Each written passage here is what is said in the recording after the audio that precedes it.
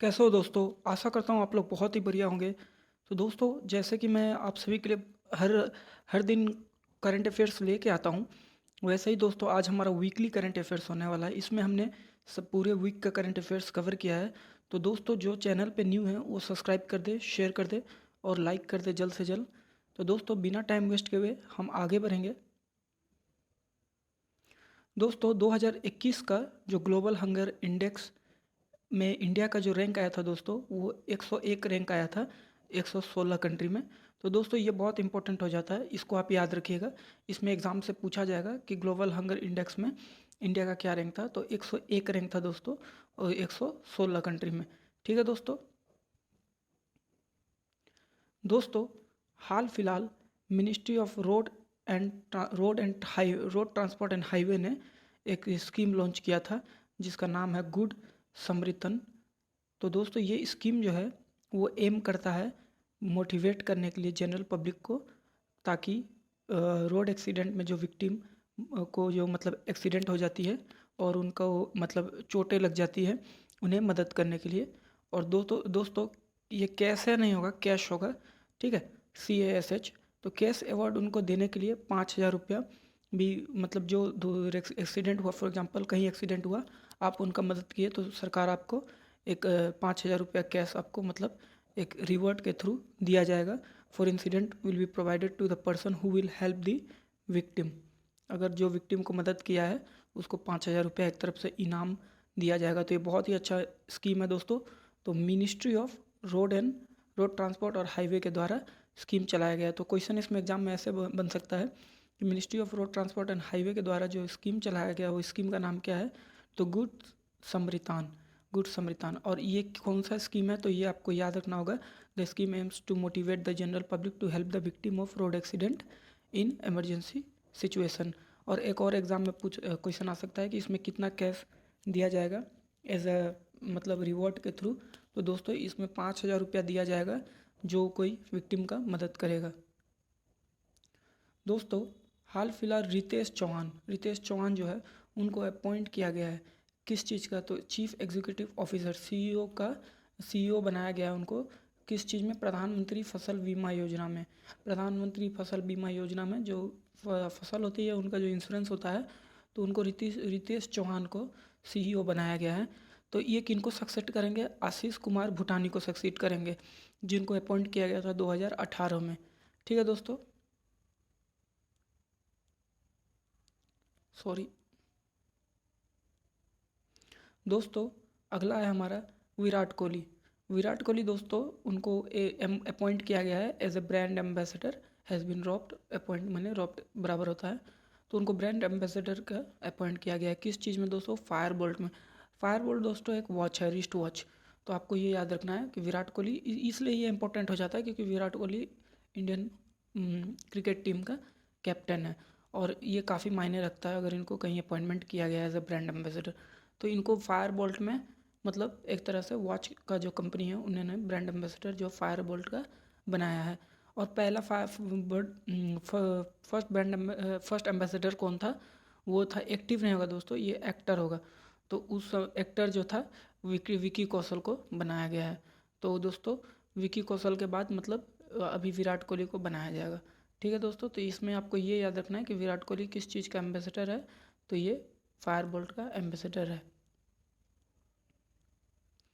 दोस्तों, हाल फिलहाल में नेशनल डिजिटल रिसर्च सेंटर ने मतलब एक तरह से याक के ऊपर, जो याक होती है जो कि पहाड़ी क्षेत्र में पाया जाता है, तो एक रिसर्च सेंटर खोलने का मतलब उन्होंने प्रोग्राम किया है, NCRY जिसको आप कहते हो। तो उसमें कहाँ कहाँ पे खोलने का क्या कि मतलब प्रयास किया है, मतलब डिसीजन लिया है? तो अरुणाचल प्रदेश में। दोस्तों, अरुणाचल प्रदेश आपको पता है इंडिया इंडिया का मतलब नॉर्थ ईस्ट सेक्टर में, इस सेक्टर में अरुणाचल प्रदेश है, तिब्बत के बॉर्डर पे है। ठीक है दोस्तों, और जो हमारे बगल में यहाँ पे जो चाइना है, जिन्होंने तिब्बत को भी ऑक्यूपाई कर लिया है। चाइना दोस्तों बहुत ही मतलब बेकार एक कंट्री है। चाइना एक बहुत ही बुलिश कंट्री है। मतलब इतना पावर होने के बाद, इतना पैसा होने के बाद, अच्छा करने के बजाय और बुरा करता है दोस्तों। दूसरे का ज़मीन मतलब दूसरे का कंट्री का ज़मीन हपना हप मैंने हथियाने में लगा रहता है। तो ये आपको वो तो एक पार्ट का पार्ट है। फिर कभी मैं चाइना के ऊपर डिस्कस करूँगा, इंडिया चाइना रिलेशन के ऊपर। फिर भी ये आपको याद रखना है कि नेशनल डिजिटल रिसर्च सेंटर ओनियाक जो पहाड़ी क्षेत्र में पाया जाता है वो अरुणाचल प्रदेश में खोला जाएगा। तो दोस्तों यहाँ पे क्वेश्चन बन जाएगा कि नेशनल डिजिटल रिसर्च सेंटर ओनियाक कहाँ खोला जाएगा, तो अरुणाचल प्रदेश। तो दोस्तों ये स्कीम जो है अनाउंस किया गया था, क्यों? ताकि हिमालय याक पे रिसर्च किया जाए, ताकि जो इम्पैक्ट ऑफ क्लाइमेट चेंज हो रहा है, कहीं क्लाइमेट के कारण उन पे कोई इम्पैक्ट तो नहीं हो रहा है क्लाइमेट चेंज के कारण। दोस्तों हाल फिलहाल इदुयर और कुतियार जो न्यूज़ में था, कुटीटार सॉरी कुतियाटोर, सॉरी अगर प्रोनाउंसिएशन गलत हो रहा हो तो इड्यूर और कुतियाटोर जो रिसेंटली न्यूज़ में था वो कौन सा स्टेट से बिलोंग करता है, तो केरला। दोस्तों इसमें जो मतलब एक्शन सॉरी इसमें जो दोस्तों इम्पोर्टेंट बात है, ये जो इदुयार है वो एक चिली है, मतलब मरचा है, और कुतियाटोर जो है वो मैंगो है। ठीक है दोस्तों, तो जीआई टैग इसको मिला गया है, हाल फिलहाल से received geographical indication tag GI tag, तो केरला स्टेट को मिला गया है। तो इदियाई और चिली और कुतियाटोर मैंगो को मतलब केरला का जो है ये दोनों चीज़ों को जीआई टैग मिला गया है रिसेंटली, तो इसलिए ये इम्पोर्टेंट हो जाता है। दोस्तों अभी हाल फिलहाल मैत्री शक्ति जो एक जॉइंट एक्सरसाइज हुआ था किस किस के बीच में, तो इंडिया और श्रीलंका के बीच में।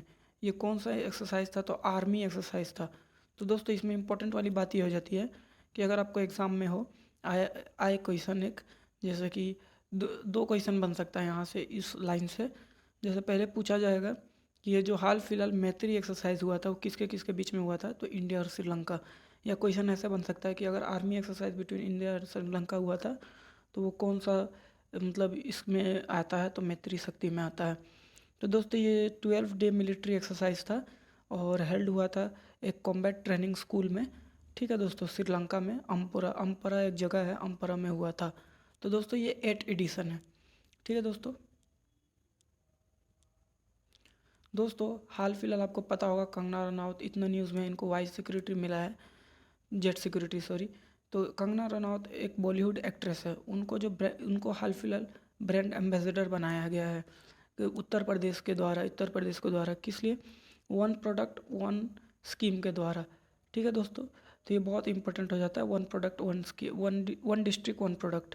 मतलब एक डिस्ट्रिक्ट में जो फॉर एग्जांपल एक डिस्ट्रिक्ट में जो चीज़ पाया जाता है उसको फेमस करने के लिए, तो ऐसा दोस्तों उत्तर प्रदेश में 70 डिस्ट्रिक्ट में उन्होंने फर्स्ट योजना चालू की है। तो आपको दोस्तों याद रखना होगा कि हाल फिलहाल कंगना रनौत जो है उनको कौन सा मतलब एम्बेसडर बनाया गया है, कहाँ का, तो उत्तर प्रदेश का, और किस लिए, तो one district one product scheme के लिए। दोस्तों अभी जो लोकप्रिय गोपीनाथ है बरदोली का, लोकप्रिय गोपीनाथ बरदोली अवार्ड सॉरी, ये एक मतलब देखिए लोकप्रिय गोपीनाथ जो थे वो फर्स्ट असम का चीफ मिनिस्टर थे। ठीक है, और उनको उनके नाम पे ये अवार्ड रखा गया है। अब चालू करते हैं इसमें मतलब देखने के लिए क्या है। तो बहुत ही इम्पोर्टेंट मतलब एक तरफ से अब असम के जो लोग हैं उनके लिए बहुत ही ये जानना जरूरी है, उनको पता भी होगा, लेकिन हमको क्यों जानना है, ये एग्ज़ाम के पर्सपेक्टिव से आ सकता है। तो लोकप्रिय गोपीनाथ बरदोली अवार्ड जो है, ये अवार्ड किस लिए दिया जाता है, अवार्ड इसलिए दिया जाता है ताकि नेशनल इंटीग्रेशन और नेशनल कंट्रीब्यूशन में जो मतलब इसमें मतलब कंट्रीब्यूट करते हैं नेशनल इंटीग्रेशन और नेशनल कंट्रीब्यूशन में, उनको अवार्ड दिया जाता है किसके द्वारा, असम स्टेट के द्वारा। और ये दोस्तों असम का हाईएस्ट सिविलियन अवार्ड है। और दोस्तों जो लोकप्रिय गोपीनाथ बरदोली है वो असम के फर्स्ट चीफ मिनिस्टर थे, उनके नाम पे ये मतलब अवार्ड रखा गया है। दोस्तों हाल फिलहाल में अक्टूबर 5 से लेके अक्टूबर 10 तक 2021 में, ठीक है दोस्तों, अक्टूबर 5 से लेके अक्टूबर 10 तक 2021 में क्या किया गया है, ऑब्ज़र्व किया गया है किस चीज़ का, mental health awareness week observed किया गया है किसके द्वारा, by the union minister of health and family welfare. कौन है ये मिनिस्टर का नाम है मनसुख मंडाविया। तो ये इंपॉर्टेंट हो जाता है दोस्तों। ठीक है, ये अगर कोई भी सेंटर का योजना आता है तो ये यूपीएससी के लिए तो बहुत ही इंपॉर्टेंट हो जाता है। दोस्तों ये बहुत ही इंपॉर्टेंट है, हाल फिलहाल union minister of state and power attended the 5th ASEAN summit energy minister. तो इस 5th आसियान समिट जो हुआ था उसमें जो union ministry of state and power ने अटेंड किया था, उनका नाम है श्री कृष्णा पाल गुज्जर। तो इसमें देखने वाली बात यह है कि इस बार की जो थीम थी वो उसका नाम था we care, we prepare and we prosper. कब इस्टेब्लिश किया गया था दोस्तों आसियान? तो इस्टेब्लिश किया गया था 2005 में। इसमें कितने देश है दोस्तों? तो 10 मेंबर है। कौन कौन है? ब्रुनाई, फिलीपींस, इंडोनेशिया, मलेशिया, ये सब छोटे छोटे देश, Singapore, Myanmar, Thailand, Laos, Cambodia, Vietnam. तो दोस्तों आपको याद रखना होगा कि जो सिंगापुर है, हाल फिलहाल हेनली पासपोर्ट इंडेक्स में जापान और सिंगापुर ने टॉप पोजीशन पे शेयर किया था। तो दोस्तों इंडिया एक्चुअली ये एशियन समिट हमने किस लिए ऑब्जर्व किया? क्योंकि हमारा इंडिया आसियान के साथ एक फ्री ट्रेड एग्रीमेंट है, जिसके द्वारा कब हमने साइन किया था? 8 अक्टूबर 2003 में। ठीक है दोस्तों, बाली में, इंडोनेशिया में हमने साइन किया था। आसियान के साथ हमारा फ्री ट्रेड एग्रीमेंट है। दोस्तों अभी जो हाल फिलहाल 13 ब्रिक्स समिट हुआ था, कब हुआ था? हेल्ड ऑन सितंबर 9 में हुआ था 2021 में, अंडर द चेयरमैनशिप में। जो ब्रिक्स समिट हुआ था इंडिया के चेयरमैनशिप में हुआ था। तो दोस्तों 2006 में इसको ब्रिक कहा जाता है सिर्फ, जिसमें कंट्री मेंबर्स कौन कौन थे? ब्राज़ील, रसिया, इंडिया और चाइना थे। तो ये 4 देश थे। लेकिन 2010 में साउथ अफ्रीका जुड़ जाता है तो इसको ब्रिक्स कहा गया है। तो दोस्तों ब्रिक्स मेंबर्स कौन कौन है आप देख सकते हो। ब्राज़ील हो गया आपका, रसिया हो गया आपका, इंडिया हो गया आपका, फिर चाइना हो गया, फिर साउथ अफ्रीका हो गया। दोस्तों ये बहुत इंपॉर्टेंट कोई करंट है, इसमें है कि present law chairman of India कौन है? Mister BS Chauhan. तो मिस्टर BS चौहान जो है वो आपका प्रेजेंट लॉ चेयरमैन है।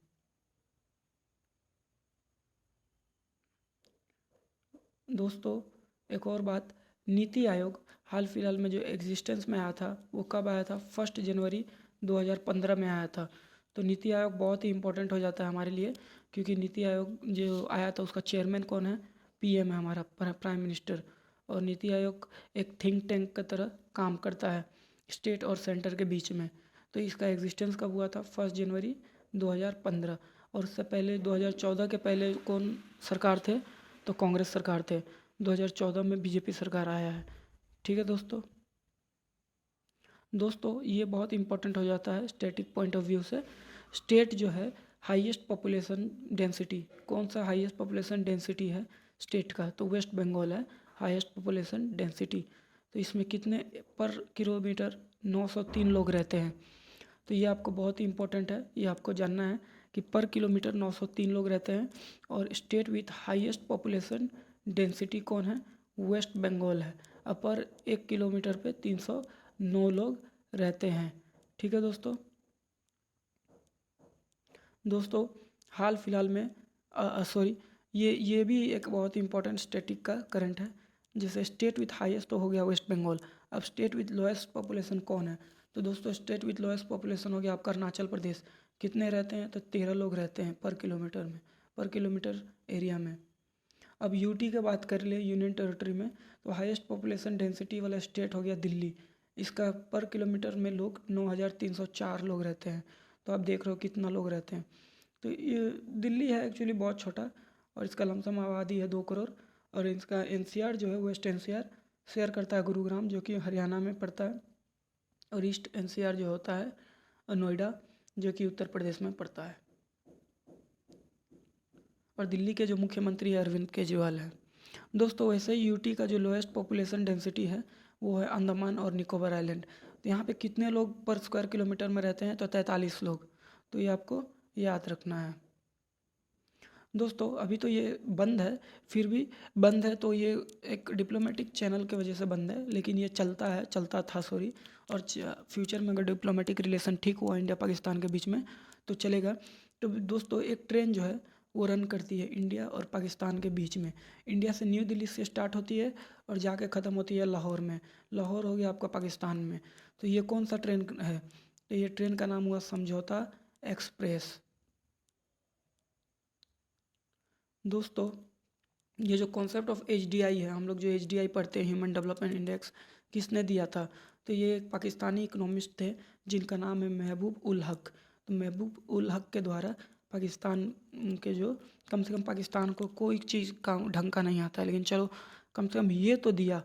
सही में पाकिस्तान है एक नालायक कंट्री है जिसको, और नालायक कंट्री का नालायक मुखिया इमरान खान, जिसको कुछ नहीं करने आता है, बस कहीं भी जाएगा कश्मीर कश्मीर कश्मीर करते रहेगा।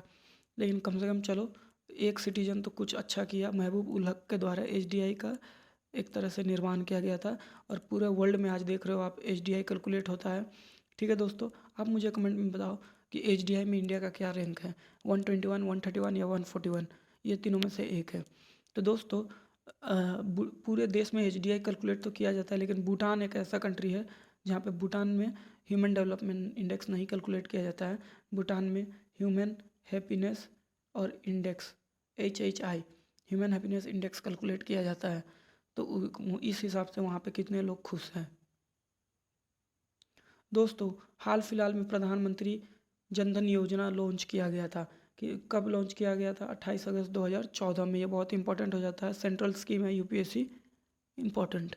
तो किस लिए लॉन्च किया गया था? ताकि प्रमोट किया जाए फाइनेंशियल इंक्लूजन। ये एक टर्म है फाइनेंशियल इंक्लूजन, इसका मीनिंग क्या है दोस्तों? फाइनेंशियल इंक्लूजन के द्वारा लोगों को बैंक अकाउंट में खोल के बैंक में जोड़ा जाता है, इंश्योरेंस सेक्टर में जोड़ा जाता है, लोन सेक्टर में जोड़ा जाता है। तो यही है इसका मीनिंग शॉर्ट में। दोस्तों ये भी एक सेंटर स्कीम है, तो किस लिए इम्पोर्टेंट हो गया? यूपीएससी सीडीएस मतलब जो भी यूपीएससी देते हैं उनके लिए, और अन्य एग्ज़ाम के लिए तो इम्पोर्टेंट है ही, लेकिन मैं प्राइमरी बता रहा हूँ। तो दोस्तों बेटी बचाओ और बेटी पढ़ाओ एक स्कीम है। कब लॉन्च किया गया था? जनवरी 2015 में। इससे क्या होगा कि जैसे बेटियों को पढ़ाया लिखाया नहीं जाता है, बेटियों को जल्दी जल्दी शादी कर दिया जाता है, तो इस स्कीम से अवेयरनेस फैलाया जाएगा, ताकि बेटियों को भी पढ़ाना चाहिए, बेटी को भी मतलब आगे बढ़ाना चाहिए, क्योंकि बेटी भी उतना ही काबिल है जितना बेटा है। ठीक है दोस्तों, आप देख सकते हो कल्पना चावला, तो ये सब कौन थी? बेटी ही तो थी। इंदिरा गांधी हमारे जो पहला चीफ मिनिस्टर थी, कृपलानी, तो ये सब कौन है? बेटी ही तो है। तो दोस्तों एक ये सेंटर स्कीम है दोस्तों, ये बहुत इंपॉर्टेंट है, यूपीएससी के लिए काफ़ी इंपॉर्टेंट हो जाता है ये। तो दोस्तों ये क्या है? बिल्ड ऑपरेट एंड ट्रांसफ़र मतलब बीओटी। इसको मैं अच्छा से एक्सप्लेन कर देता हूँ। बीओटी एक हो गया एन्युटी मॉडल। ये इसका मतलब क्या है दोस्तों? फॉर एग्जांपल आप एक हाईवे बना रहे हो, ठीक है, हाईवे बना रहे हो, आपने 2000 करोड़ रुपया लगाया, तो हाईवे आपको 2000 करोड़ रुपया आप हाईवे बना के हाईवे बना दिया। अब क्या करोगे? अब तो पैसा तो लोगे ना इंटरेस्ट के साथ। सरकार ने कहा ठीक है आप बना लो हाईवे, तो सरकार क्या करेगी? एक टाइम लिमिट दे देगी, 20 साल या 30 साल का एक टाइम लिमिट दे देती है सरकार, कि आप इतना में टैक्स वसूल कर लो अपने हाईवे का। तो टैक्स कैसे वसूल किया जाता है दोस्तों? For example toll tax. आप जब गाड़ी पार करते हो हाईवे से तो टूल टैक्स आप देते हैं, तो वो एक तरफ का एक ऐसा ही है कि 20 साल 30 साल के लिए वो ले लेंगे। तो under this model a developer builds a highway और ऑपरेट करता है फॉर ए स्पेसिफाइड ड्यूरेशन, और फिर क्या करता है दोस्तों? ट्रांसफ़र कर देता है बैक टू दी गवर्नमेंट। तो इससे प्राइवेट सेक्टर का भी फ़ायदा हो गया, इंटरेस्ट के साथ वो भी पैसा कमा लिया, और गवर्नमेंट को भी फ़ायदा हो गया, और देश का तो फ़ायदा होना ही है। दोस्तों ये बहुत इंपॉर्टेंट है। वर्ल्ड नो टोबैको डे कब सेलिब्रेट किया जाता है? मई 31 को। हर साल मई 31 को सेलिब्रेट किया जाता है, और किसके द्वारा ऑब्जर्व किया जाता है? डब्ल्यू हेल्थ और वर्ल्ड हेल्थ ऑर्गेनाइजेशन के द्वारा।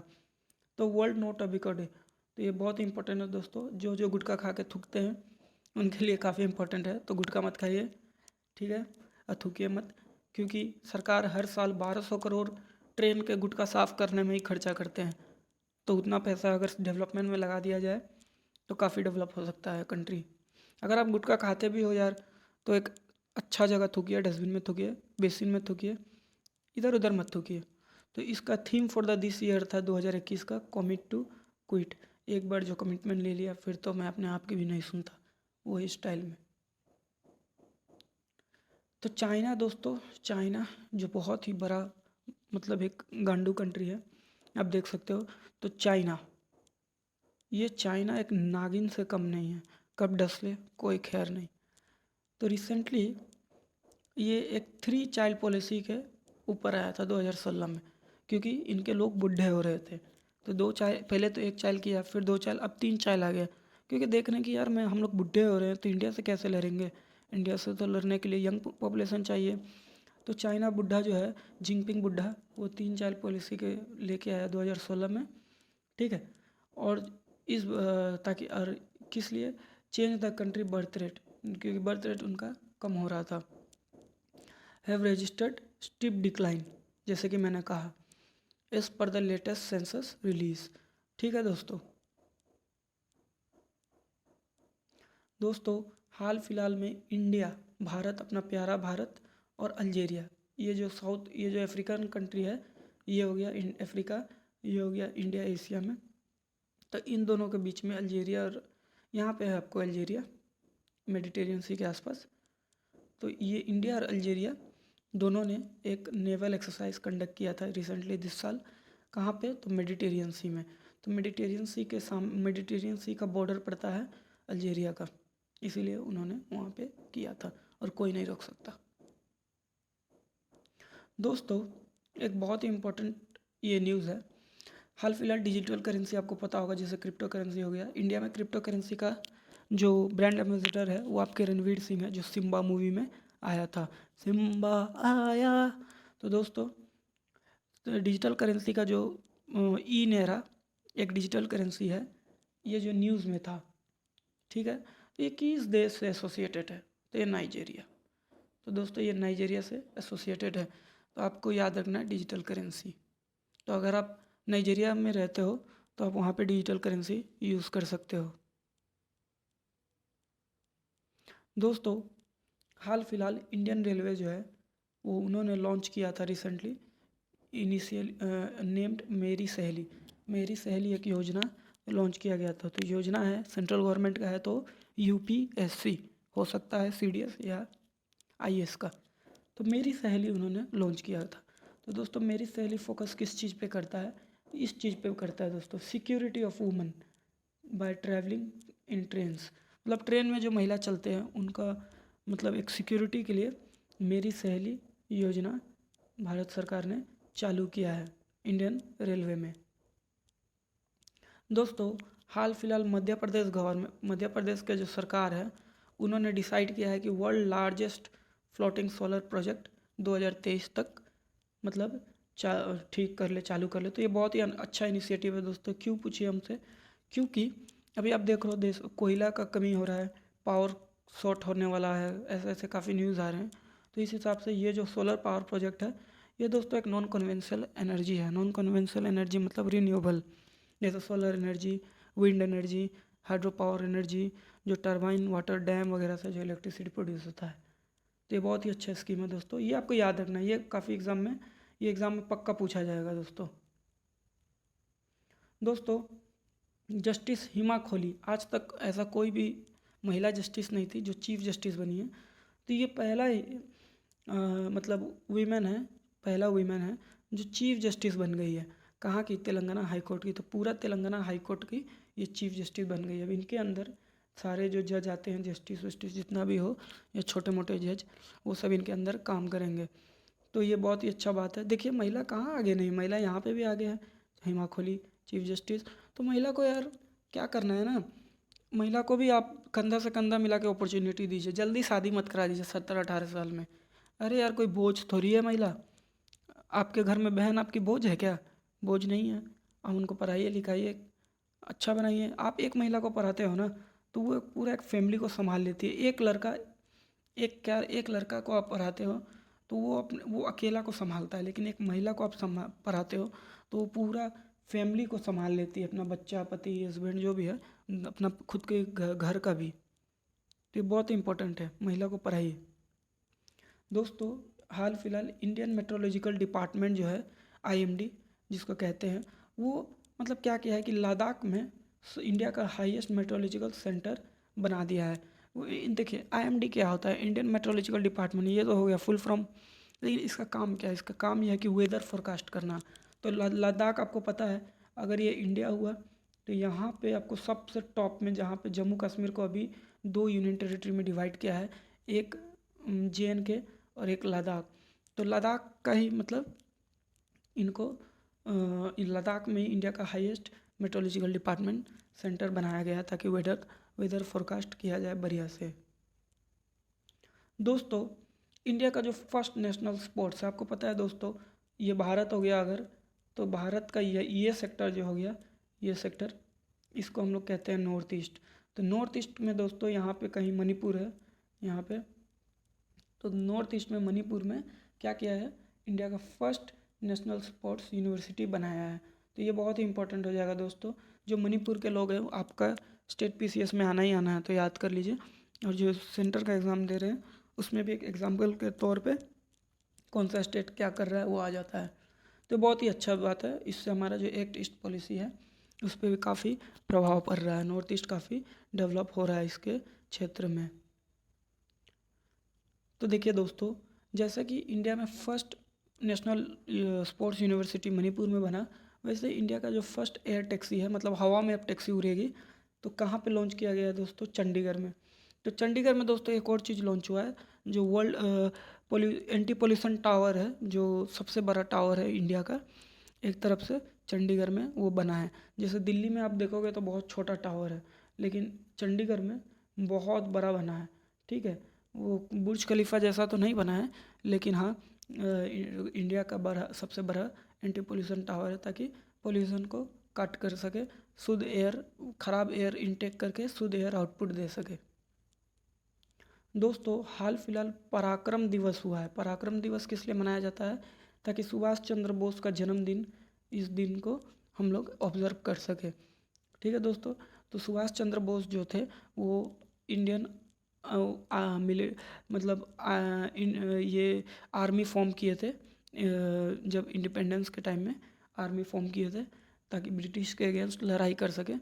तो उस समय पराक्रम दिवस इसलिए मनाया जाता है उनका जन्मदिन को देख के। तो सुभाष चंद्र बोस दोस्तों एक बहुत ही अच्छा लीडर थे, तो उनके सम्मान में हम पराक्रम दिवस मनाते हैं। दोस्तों हाल फिलहाल में जैसे कि हमारा कोविड-19 वैक्सीन जो बना था, ठीक है दोस्तों, वो जो वो ऐसा कौन सा कंट्री था जो इंडिया का कोविड-19 वैक्सीन लिया था, तो वो था दोस्तों मालदीव्स। तो दोस्तों जिन्होंने वैक्सीन नहीं लिया है कृपया करके जाके ले ले, देश को मदद करे, ताकि आपके कारण कहीं कोविड-19 ना फैले। ठीक है दोस्तों, आपके परिवार भी खुश रहेगा, आप भी खुश रहोगे।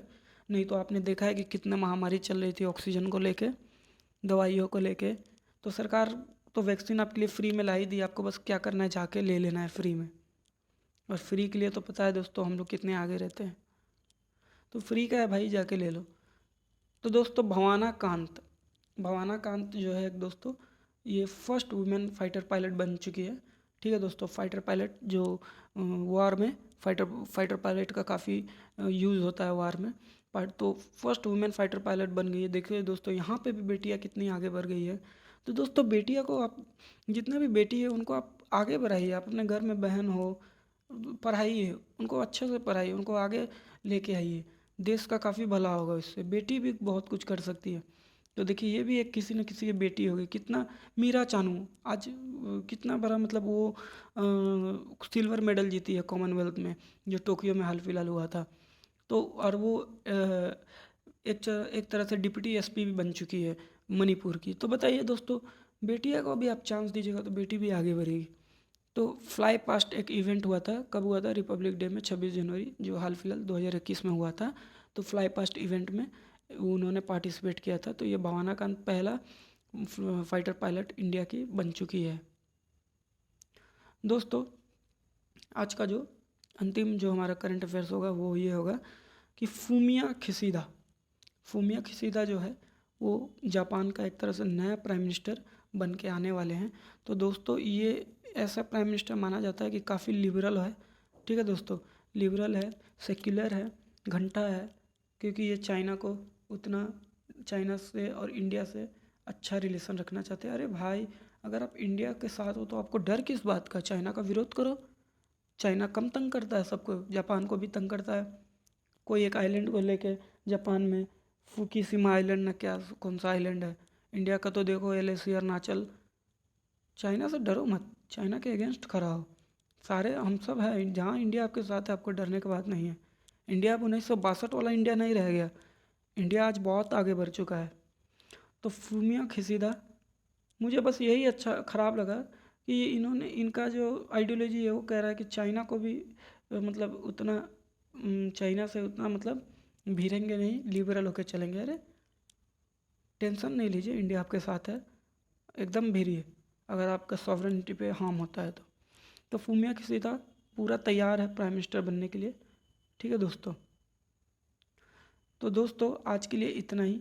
अगर दोस्तों आपको अच्छा लगता है वीडियो तो आपको कुछ नहीं करना है, सब्सक्राइब कर देना है, शेयर कर देना है और लाइक कर देना है दोस्तों। तो थैंक यू सो मच।